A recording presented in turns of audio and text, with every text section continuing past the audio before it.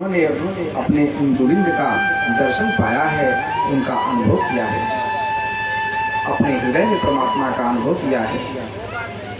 सज्जनों, महाभारत के अंतिम युद्ध में, अंतिम पड़ाव में जब दोनों पक्ष की सेना का बड़ा भारी नुकसान हुआ, उस समय पांचों पांडव अपने शिविर में उत्सव मनाने के लिए गोविंद के साथ में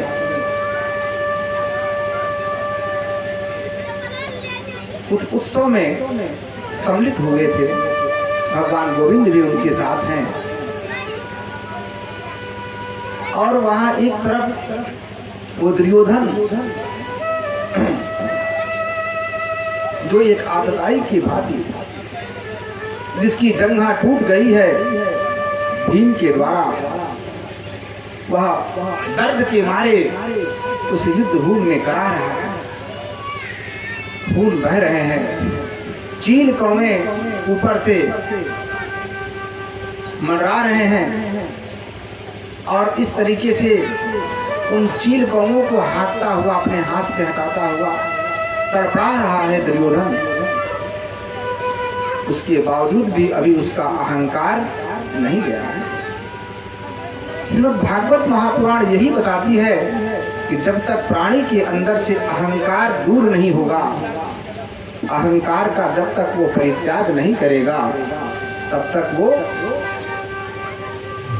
अपने जीवन को कैसे अच्छे तरीके से जी पाएगा। इसलिए अहंकार को दूर करना परम आवश्यक है। दुर्योधन जब तड़पड़ा रहा था, व्याकुल था दर्द से, उस समय वहां उसका मित्र अश्वत्थामा आया और आने के बाद, क्योंकि मित्रता थी, मित्र को देखा, बोला मित्र, मेरा क्या जीना और क्या मरना, मेरे रहते हुए तुम्हारा ये हाल।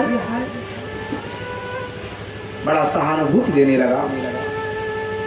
दुर्योधन ने कहा, मित्र क्या करूं, अब तो मेरे सारे भाई समाप्त हो गए, अब तो कुछ रहा नहीं, पर अब क्या आशा है और क्या निराशा है, कुछ समझ में नहीं आता है। तो उस मित्र ने कहा कि मित्र तुम चिंता मत करो, हर हाल में मैं तुम्हें ये युद्ध जीत करके दूंगा, चाहे कुछ भी हो जाए, अभी मैं जिंदा हूं, मेरा ब्रह्मास्त्र मेरा जिंदा है, मैं किसी भी हाल में तुम्हें युद्ध जीत करके दूंगा।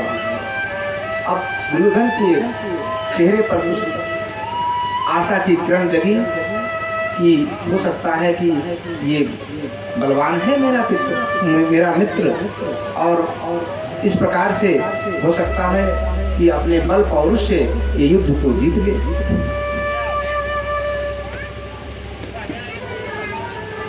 अश्वत्थामा वहां चला। उस शिविर में पांचों पांडवों के पांच पुत्र भी जो है बगल के शिविर में सोए हुए थे,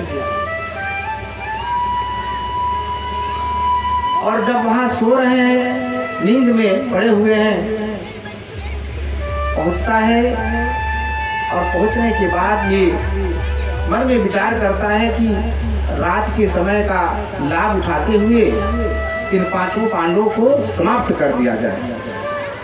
अब उन बच्चों को पांचों पांडव जान करके और इस तरीके से बारी बारी करके वह उन बच्चों का अंत कर देता है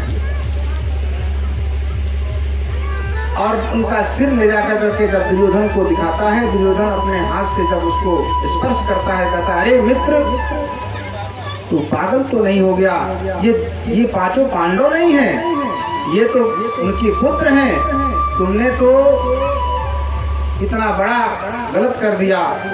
अब तो हमारे कुल में कोई हम लोग को पितरों को देने वाला अब कोई कुल में अगर वंश नहीं बचेगा, तो हम पुत्रों को कौन जल देगा।